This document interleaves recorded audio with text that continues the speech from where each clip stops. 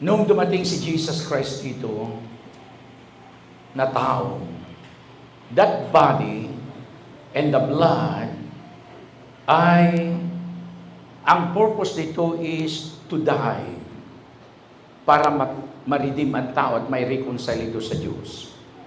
Ngunit may condition yan. Ang condition yan ay ang pagbabago ng tao. It's a change of mind and change of your ways. Kasi ang tao, kung ano kayo sa natural, kayo wala kang pinag-aralan o may pinag-aralan, may position o wala, mahirap o mayaman, you need to repent. Sinabi ng Panginoon, preach repentance to all nations. Ipahayag ang pagbabago sa lahat. For without repentance, people will perish.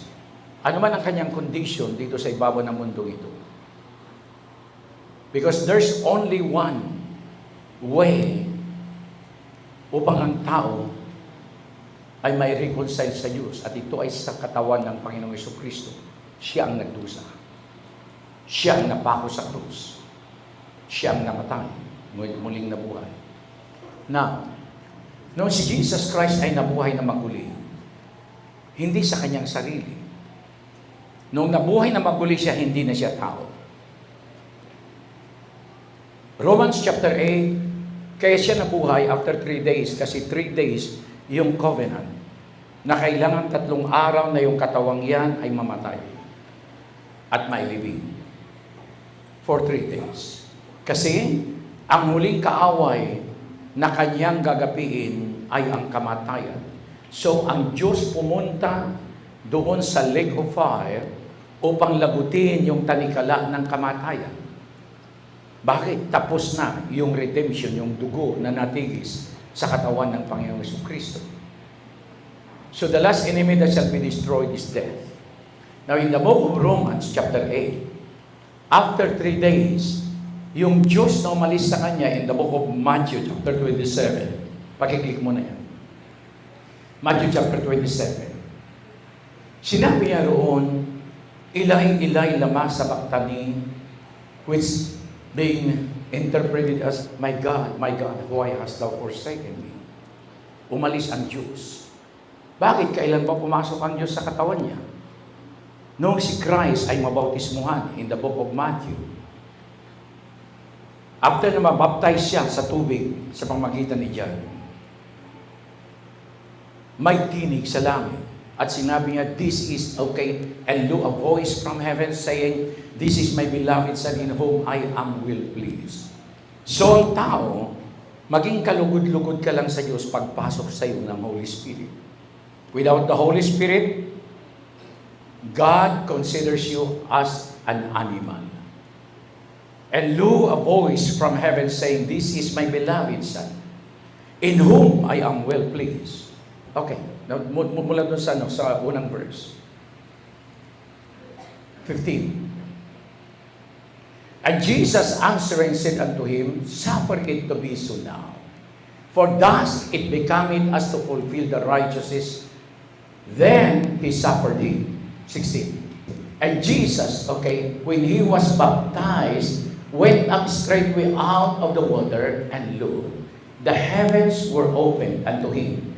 And he saw the Spirit of God descending like a dove and lighting upon him. 2 Corinthians chapter 5 verse 19. So diyan pumasok ang Diyos sa katawan na yan. Makinig kayo mabuti. Kailan malulugod ang Diyos sa tao? Pagpasok ng Holy Spirit. So without the Holy Spirit sa tao, hindi anak ng Diyos yan. To wit that God was in Christ, reconciling the world unto Himself. So, pagpasok ng Diyos, ng Holy Spirit sa tao, ang taong ito ay gagamitin lang ito ng Diyos, yung katawan mong yan, gagamitin ng Diyos ito to reconcile the sinners to God. So, estudyante ka man, nanay ka ng tahanan, empleyado ka, nasa gobyerno ka, negosyante ka, so God save you and put the Holy Calling to do the purposes of God. At ano ito? Inilagay ang Holy Spirit yan. Ano ang purpose niya? so that God can use you to reconcile people to God. Nakuha ba ninyo? So, nandun yung Diyos na sa kanya. Namatay siya because umalis ang Diyos. Matthew chapter 27. And about the 9th hour, Jesus cried with a loud voice, saying, Eli, Eli, lama sabachthani. That is to say, my God, why hast thou forsaken me? Iniwan siya. So without God, sa tao, makinig kayo mabuti, mapapahamak ka. Kaya umalis ang Diyos sa kanya para ma-fulfill yung sacrifice for redemption. Now, makinig kayo mabuti. After that, ito yung katapusan ng kanyang pagiging tao. Nung siya ay mabuhay na mag-uli mula sa mga patay sa pamamagitan ng Holy Spirit, hindi na siya tao. Romans chapter 8. Tingnan nyo ito. But if the Spirit of Him that raised up Jesus from the dead dwell in you, He that raised up Christ from the dead shall also quicken your mortal bodies by His Spirit that dwelleth in you. So, kung ano yung ginawa ng Holy Spirit sa katawan ni Christ, ganun din ang mangyayari sa iyo. Your life will be powerful. Makinig kayo mabuti. Ang buhay mo'y maging powerful to. So you speak the testimony of Jesus with power. With power. Your life will become a dynamite kung nasa iyo ang Holy Spirit. Now, paano naging Diyos si Kristo? Nung siya mabuhay na maguli. 1 Corinthians chapter 15. Kaya siya namatay, yun ang ginamit ng Diyos, yung katawan at dugo ng Panginoong Jesucristo, upang gapiin ang lahat ng kaaway. Okay, 1 Corinthians chapter 15. Hallelujah. Ayos ba kayo?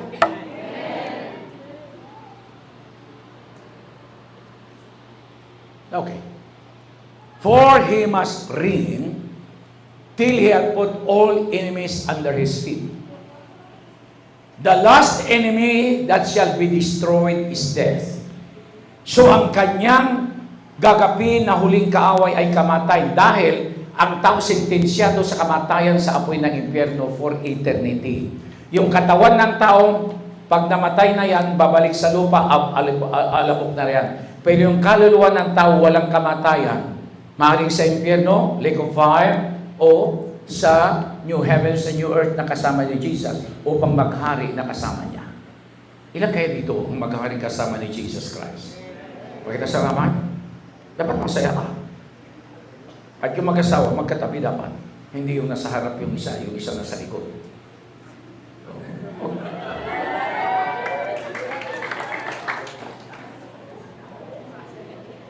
Ayan. Verse 27. Masaya ba kayo? Okay. For He hath put all things under His feet. But when He said all things are put under Him, it is manifest that He is accepted, which did put all things under Him. And when all things shall be subdued unto Him, then shall the Son, tingnan niyo mabuti ha, the Son, meaning yung human body mismo ni Christ, also Himself be subject unto Him that put all things under Him, that God may be all in all. So, siya, yung Diyos bumalik sa Diyos with body. May katawan na. Bakit tapos na yung redemption? During the time of Moses, likod lang ang pinakita sa kanya. Kita nyo na? Likod lang pinakita. Sabi ng Diyos, hindi mo pwedeng makita yung mukha ko dahil mamamatay ka. So after the redemption ng katawan ni Christ, pwede nang makita ang Diyos. Pwede na. Now, anong sinasabi ng Panginoon? Namatay siya na natural. He was raised spiritual. Pakiklik yan. Same chapter. Okay? It is sown a natural body. Ito yung katawan ni Christ. It is sown a natural body. It is raised a spiritual body. There is a natural body and there is a spiritual body. Nung dumating si Christ, it's a natural body. Pero hindi galing sa alabok, galing langit yan. Pero kailangang mamatay as a sacrifice for the redemption in order to reconcile people to God. Now, paano magkakaroon ng kaligtasan? Once na ikaw ay na-reconcile ka na sa Diyos through the death of the body of Christ Jesus, John chapter 6 verse 63, the New Living Translation. Okay. The Spirit alone gives eternal life. Sino magbibigay ng eternal life, your salvation? The Holy Spirit. So, matapos ng taong mag-repent, palayasin ni Christ ang lahat ng mga evil spirit sa puso ng tao. Bakit? Malalaman mo yan eh. Mahirap, mayaman, may pinag-aralan o wala. Pag yan ay suwail sa Diyos, meaning, hindi anak ng Diyos yan. No Holy Spirit. Kasi ginagawa lang niya para sa kanyang sarili. Everything itong ginagawa ng tao ay para lang sa kanyang sarili. So, binubusog niya ang kanyang katawan, but the soul is dead. The soul is dead. Now, the Spirit alone gives eternal life. Human effort accomplishes nothing. And the very words I have spoken to you are spirit and life. So, paano mangyayari na yung Holy Spirit darating sa iyo? Anong sabi ni Jesus Christ? Ipapadala sa iyo ang Holy Spirit. And Jesus Christ is the baptizer of the Holy Ghost. So yung katawan ni Christ, ito ay ginamit ito to purchase you for your redemption. Upang bayaran yung pagtubos sa iyo. It's the body, the death, and the blood of Christ. Now, kapag ikaw ay nag-repent, kailangan mong converted ka kay Jesus Christ. You must be converted to Jesus Christ. Hindi sa sarili mo, hindi sa reliyon, hindi sa home church, kundi kay Jesus Christ. Naintindihan nyo na? Sapagkat kung ang tao hindi mag-repent at hindi converted kay Jesus Christ, walang salvation dahil hindi papasok ang Holy Spirit sa kanya. Now, Acts chapter 3 verse 19. So repent. King James Version. Ano yung repentance? Change of mind. Di ba? Isip ng tao, magulang mo, paaralin ka niya, alagaan ka niya, hanggang sa ikaw lumaki, magtapos, mag-aral ka, magtrabaho ka, pag may trabaho ka naman, sarili mo lang naiintindi mo. But you don't have the love of God. Kaya hindi ka pa rin makasunod sa Diyos because nabubuhay ka para sa iyong sarili. Ito yung sinasabi ng Ephesians chapter 2. These people disobeyed God because the one that lives inside of their hearts are evil. Evil spirits. Repent ye therefore and be converted. Magbago na kayo. At ma-convert na kayo kay Jesus Christ. Huwag kang magpa-convert doon sa pangangailangan mo. Sabihin mo sa katabi, magpa-convert ka kay Jesus Christ. Huwag sa politiko. Huwag sa reliyon. Huwag sa pera. Huwag sa anumang bagay sa mundo. But to Jesus Christ alone. Hallelujah. Repent ye therefore and be converted, that your sins may be blotted out. Tingnan nyo, sinabi niya, you will not be forgiven, but your sins may be blotted out. Buburahin yan. Buburahin, ibig sabihin, pag binurayan, malinis ka na. Malinis ka na. Why? Sa anong pinambura? The blood of Christ. The blood. Kaya kinakanta niya, palagi dito, the blood. The blood. Repent ye therefore and be converted, that your sins may be blotted out. When the times of refreshing shall come from the presence of the Lord. The word refreshing means restoration. I-restore ngayon ng Diyos. Sino ang gagawa nito? It's the Holy Spirit. Now, Ephesians chapter 1, verse 17. That the God of our Lord Jesus Christ and the Father of glory may give unto you the spirit of wisdom and revelation in the knowledge of Him. The eyes of your understanding being enlightened, that ye may know what is the hope of His calling and what the riches of the glory of His inheritance in the saints. The eyes, though, and what is the exceeding greatness of His power to us who believe according to the working of His mighty power, meaning the Holy Spirit that is working in and out of your life, which He wrought in Christ when He raised Him from the dead and set Him at His own right hand in the heavenly places. Next verse. Far above all principality and power and might and dominion and every name that is named not only in this world, but also in that which is to come. And had put all things under his feet, and gave him to be the head over all things to the church. Makinig kayo mabuti. So the work of the Holy Spirit, lahat na ibinigay ng Diyos Ama, inilagay sa paanan ni Christ. So ano ang gagawin ngayon ng Holy Spirit? Ililipat ito sa church. Hindi nga yung disciple, sa church. Kailangan mo nang maging church. Bakit church?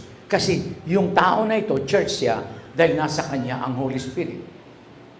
So ito yung sinasabi ng Ephesians, na makinig kayo mabuti.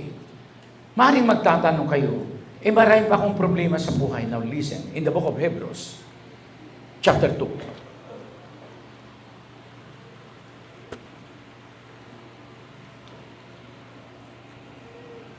Hallelujah.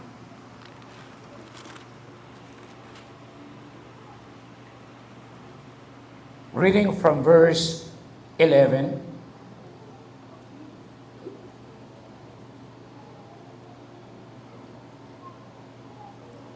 Verse 10.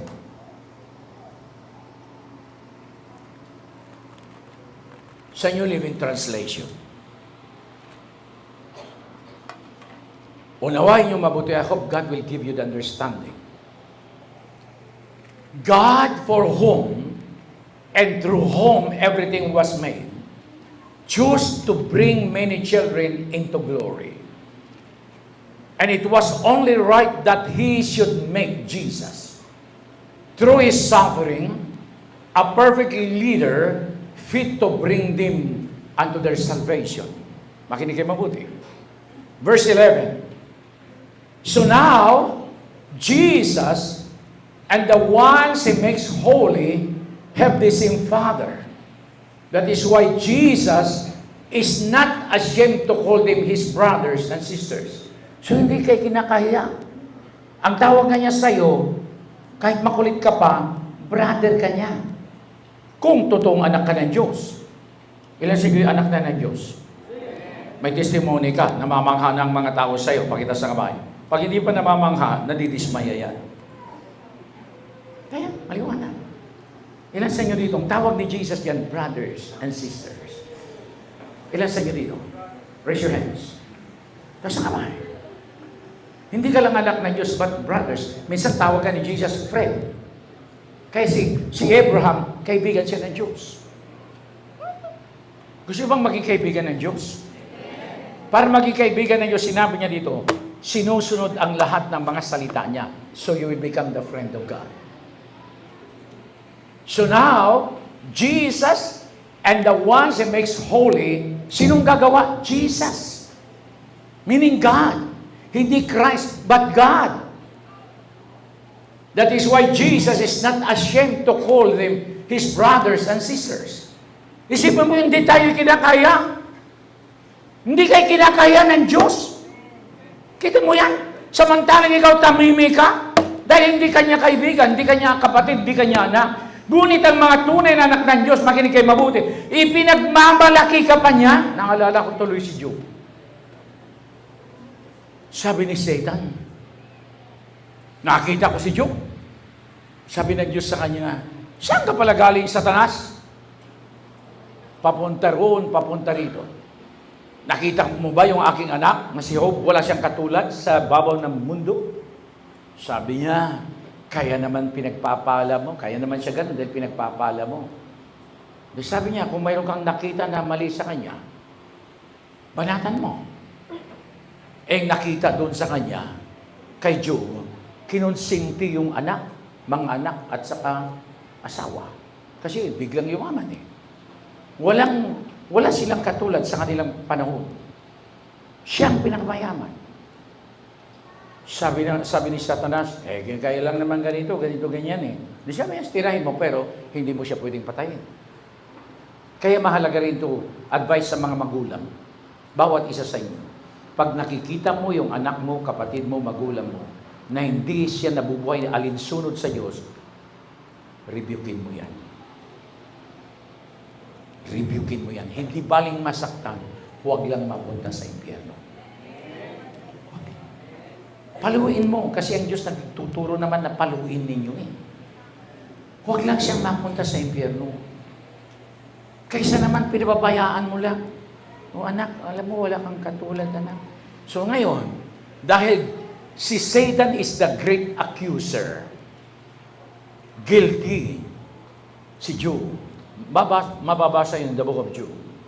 Dahil kinonsinti ang mga anak. Pinabayaan niyang mamuhay sila na materialistic. Pinabayaan niya. So, nag-strike ngayon si Satan dahil binigyan ng Diyos ng pahintulo si Satanas. Ano yung ba ang demonyo?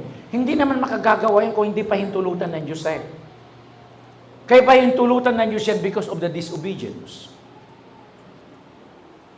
Hindi niya pahintulutan kung may pagkakamali, kung nagkasala ka man ngayon. Mamaya pupunta tayo dyan. Because of disobedience. When you disobey God, that is rebellion already. So, dahil dyan ngayon, pinabayaan ng Diyos ngayon na atakihin ang buong pamilya ni Job. So, anong unang nangyari? Mga katulong muna nila patay. Hayop patay. Papunta pa lang sa kanya na mag-report yung kanya yung tao. Pagkita niya, mga anak patay. Silang dalawa na lang, natira. Pagkatapos, si Job naman, nagkaroon na rin siya ng bukol mula sa ulo hanggang talampakan. Kaya pag ikaw konsentidor ka na magulang, magkakaroon ka, maghintay ka, magkaroon ka ng bukol. Mula ulo hanggang talampakan. Masaya yun kay Job.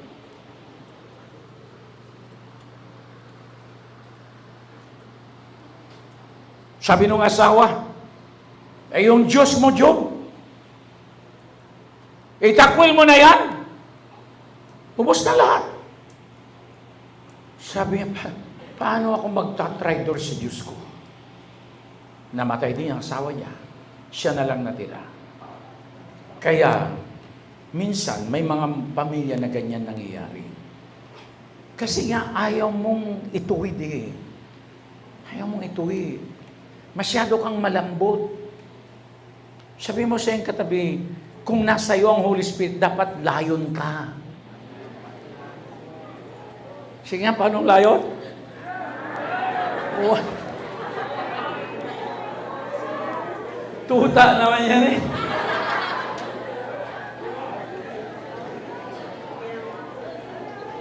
Kaya naparusahan. Pero doon siya, nagbago, anong sinabi niya? Hubad akong pinanganak. Hubad din akong magbabalik sa iyo, Panginoon. Naawa ang Diyos sa kanya. Ni-restore niya lahat. 7 times restoration. Pero wala na yung mga anak. Yung bukol niya nawala, nagiging, yung kanyang balat nagiging katulad ng balat ni Rafa. Wala nang kailan gusto mo bang mag-sacrifice pa pamilya mo? Review. Sabi mo sa iyong katabi, review. Hindi pwedeng makuha yan sa pagganyan-ganyan. Kasi nga, yung affection ng bloodline, may curse yan eh. Okay, Hebrews chapter 2. So now, Jesus and the ones He makes holy, nakita nyo? Once na ikaw pala nag-repent, naugasan ka ng dugo ni Christ, converted ka kay Jesus Christ, okay, pumasok sa iyong Holy Spirit, tatawagin ka na palang holy. Kinikay mabuti ha? Tatawagin kang holy ka agad. So marami ka pang kahinaan yan, siyang gagawa. Ang mahalaga, andun yung Holy Spirit para yun ang mag-udyok sa iyo, magbibigay sa iyo ng inspirasyon para sumunod sa Diyos, para mamanghang tao, hindi madismaya. Hindi ikaw. Yung Holy Spirit na nakatira sa iyo. Ilan sa inyo dito may Holy Spirit na? Kasi kung wala kang Holy Spirit, wala kang salvation. Pakita sa kamay ang mga may Holy Spirit na sa inyo. Raise your hands. Kasi kung wala kang Holy Spirit, wala kang salvation. Ulitin ko ha. John chapter 6 verse 63 ng New Living Translation. Wala kang salvation without the Holy Spirit. Okay. The Spirit alone gives eternal life. Sino nagbibigay? Sino nagpapatupad ng eternal life? Jesus Christ ang gumanap for the redemption, reconciliation. Siyang gumanap para matupad ang salvation. Pero sino ang magpapatupad nito? It's the Holy Spirit. Siyang magpapatupad. Jesus Christ performed the salvation. A sacrifice for redemption. But the one that will implement that salvation is the Holy Spirit. So without the Holy Spirit, walang salvation ng tao. Kaya ang tanong dito ngayon, ilan sa inyo dito ang may Holy Spirit? Pakita sa kamay. Kasi pag wala kang Holy Spirit, pag rapture, iwang ka. Hindi totoo yan. Sino sa inyo may Holy Spirit na dito? Kasi yung Holy Spirit, yan ang nagbibigay ng tatak ng kaligtasan. Ephesians chapter 1, verse 13 to 14. Kailangan talaga dito, teaching talaga. Hallelujah. In whom you also trusted, after that you heard the word of truth, the gospel of your salvation, in whom also after that you believed, you were sealed with the Holy Spirit of promise. Hanggang kailan? Verse 14, which is the earnest of our inheritance until the redemption of the purchased possession unto the praise of His glory. Hanggang rapture yan. Kaya, I hope bawat isa sa inyo, nandito kayo, after God is pouring out, His goodness upon in your lives, para mag-decide kayo to repent. The moment you repent and converted to Jesus Christ, si Jesus Christ ang baptizer ng Holy Spirit. Siyang maglalagay ng Holy Spirit. Hindi ito nakakatuwa kung wala kang Holy Spirit. Nakakatakot na buhayan. Why? Every second of your life, nagmamarcha ka patungong impyerno without the Holy Spirit.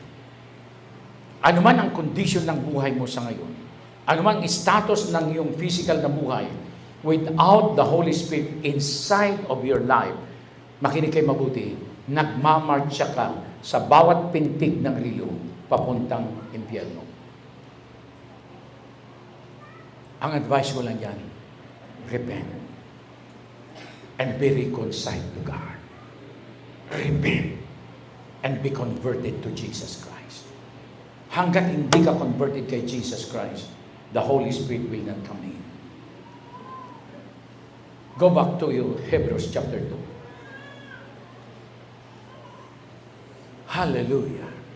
So now Jesus, and the ones He makes holy, sinong gagawa? Jesus. Have the same Father. That is why Jesus is not ashamed to call them His brothers and sisters. Kaya ako'y nagagalak sa Diyos. Alam ko, God is so well pleased in my life. Bakit? Because Christ Jesus redeemed me. Alam ko, tiyak ako na anak ako ng Diyos. It's the Holy Spirit telling me that I am a child of God. I am a son of God. Alam ko yan. The Holy Spirit testifies. Hindi ko lang nababasa, but the Holy Spirit testifies. Hindi lang dahil naniniwala ko, but the Holy Spirit testifies. Siya ang nagsasalita.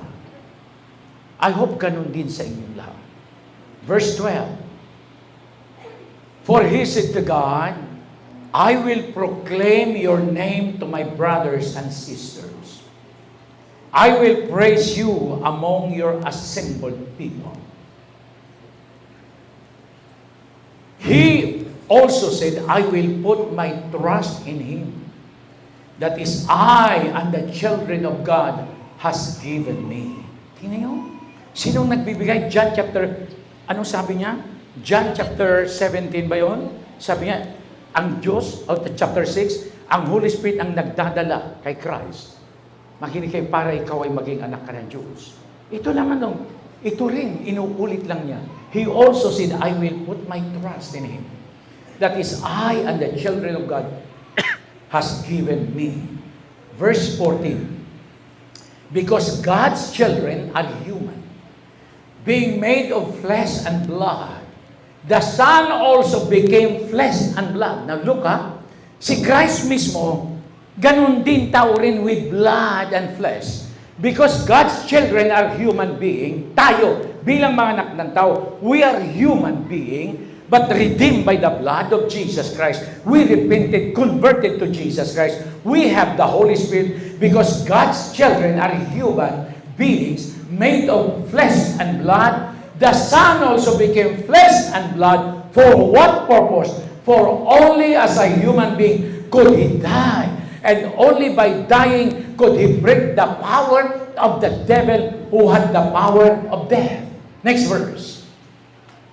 Only in this way could He set free all who have lived their lives as slaves to the fear of dying. Nakita nyo? Kaya dumating si Christ in the human body. Bakit?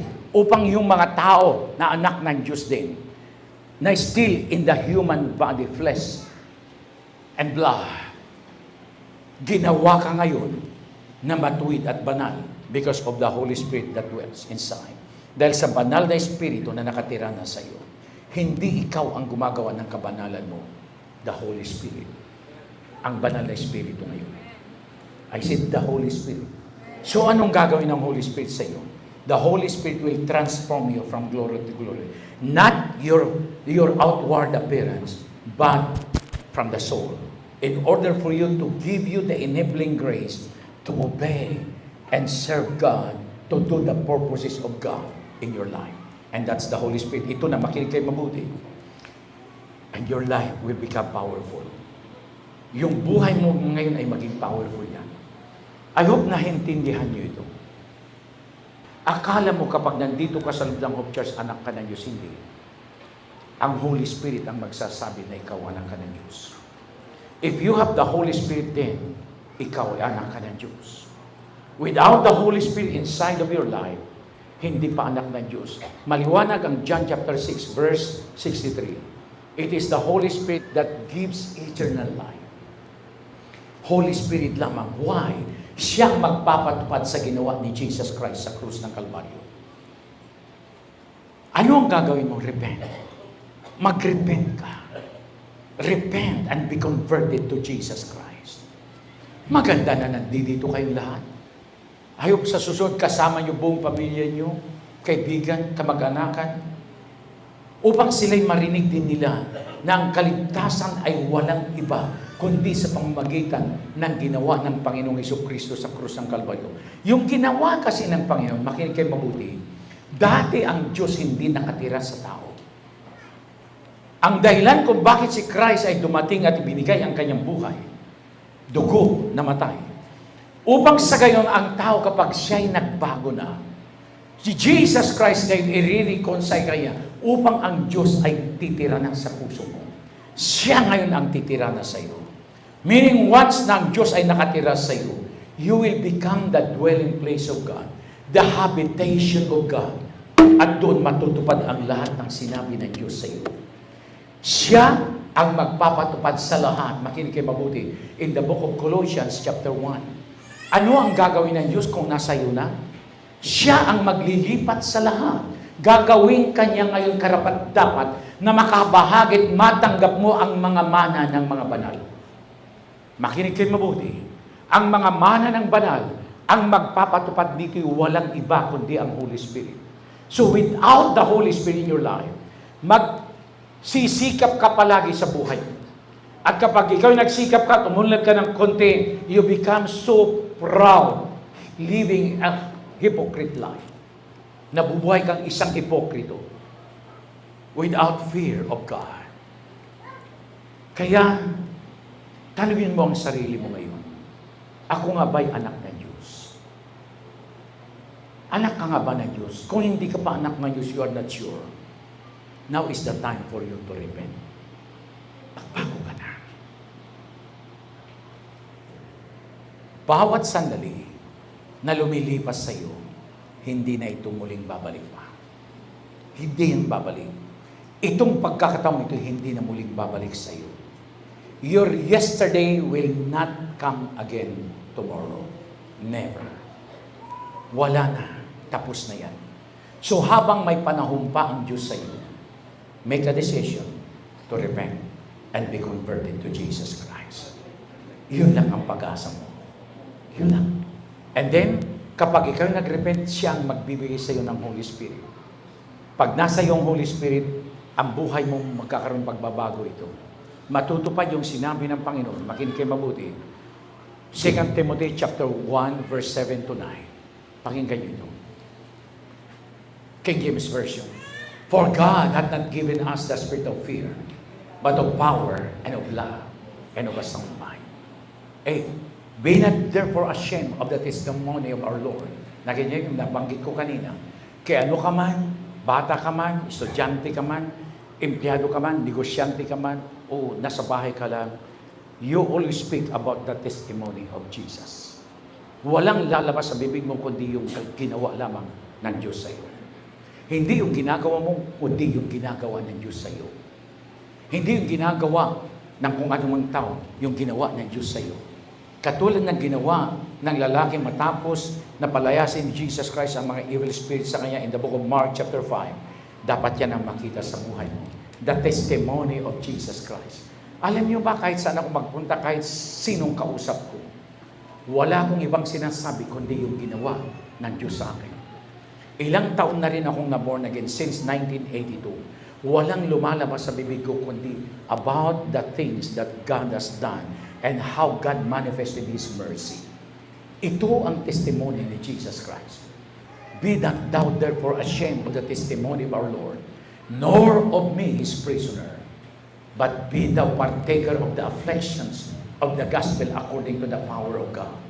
9. Who hath saved us and called us with an holy calling, not according to our works, but according to His own purpose and grace, which was given us in Christ Jesus before the world began. Makinig kayo mabuti. Bawat isa na totoong iniligtas ng Diyos, iniligay ng Diyos ang pagkakatawag sa iyo para gawin ang kanyang gusto, hindi yung gusto mo. So, evaluate yourself. Evaluate mo yung sarili mo. Ano ba ang nangyayari sa iyong katawan on a daily basis? Ano ang lumalabas sa bibig mo? Ano ang ginagawa ng Diyos sa iyo, sa kapwa mo? Classmates mo, kasama mo sa trabaho, sa iyong pamilya, ano ang sinasabi mo? Are you declaring the testimony of Jesus Christ? O yung sarili mo lang? Well, repent. Then the Holy Spirit will begin to move in your life. Now, Colossians chapter 1. Yung Holy Spirit na yun, siyang magpapatupad sa paglilipat ng mga mana na binigay na ng Diyos. Kanino? Sa mga banal. Paano ka maging banal? Dahil sa Holy Spirit. Hindi gawa mo.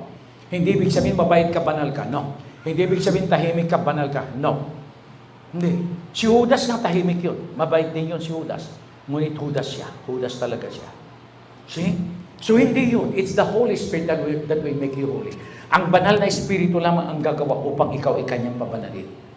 For this cause, we also since the day we heard it, do not cease to pray for you and to desire that you might be filled with the knowledge of His will in all wisdom and spiritual understanding, that you might walk worthy of the Lord, and all pleasing, being fruitful in every good work, and increasing in the knowledge of God.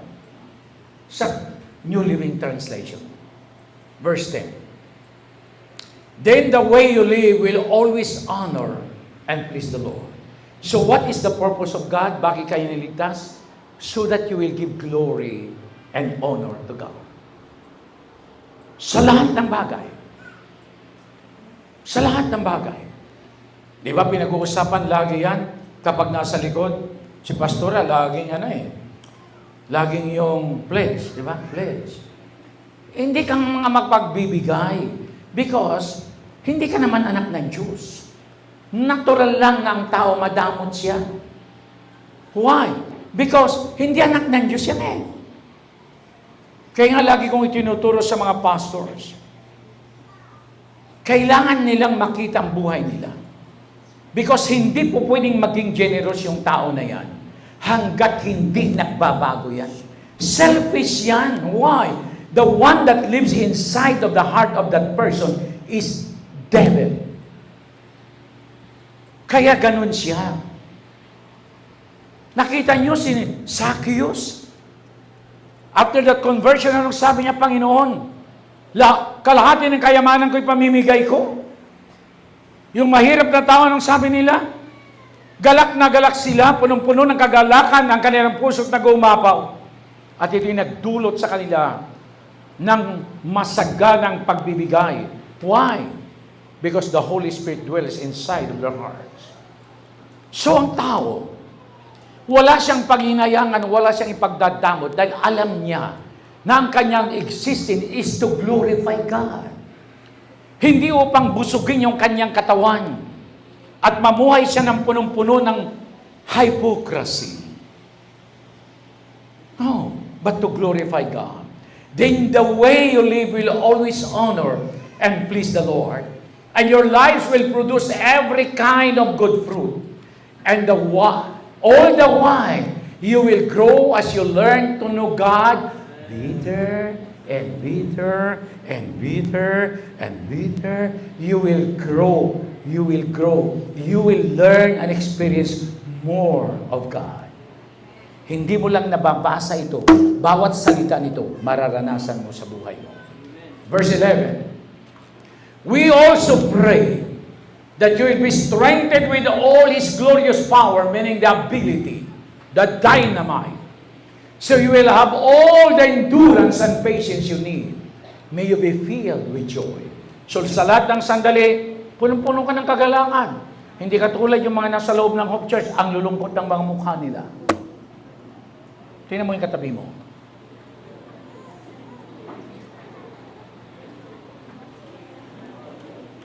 Verse 12. Always thanking the Father. Makinig kayo, ito na. He has enabled you to share the inheritance that belongs to His people who live in the light. So anong gagawin ng Holy Spirit? Lahat yung ginawa ni Christ Jesus to redeem you, to reconcile you. Kaya sinabi niya sa 2 Corinthians chapter 8 verse 9, For you know the grace of the Lord Jesus Christ, that though He was rich, yet He became poor, that through His poverty for your sakes, you might be rich. So yun ang ginawa niya, the redemptive work. Kasama yung kasaganan, kasama yung kalayaan mo mula sa iyong kahirapan. And the basis of prosperity is God. And the Redeemer of poverty is the body of Jesus Christ. And the one that will implement that prosperity is the Holy Spirit. Hallelujah. Hallelujah. I said hallelujah. Kaya makikita nyo ang tao, once na totoong anak ng Diyos yan, hindi yan selfish. Galak na galak yan. In fact, sa Bible, sila mismo naghabol. Paul, Brother Paul, Apostle Paul, mayroon pa kaming ibibigay kahit anong hirap nila. Kaya sila'y pinasagana ng Diyos. Why? The Holy Spirit filled their hearts with abundant joy that inspired them to be a generous giver. Bakit? Totoo sila. Totoo sila. Hallelujah. Father, we give you praise and glory. Thank you, Lord God, for opening the eyes of the hearts of your people. Blessed be your wonderful name, Lord.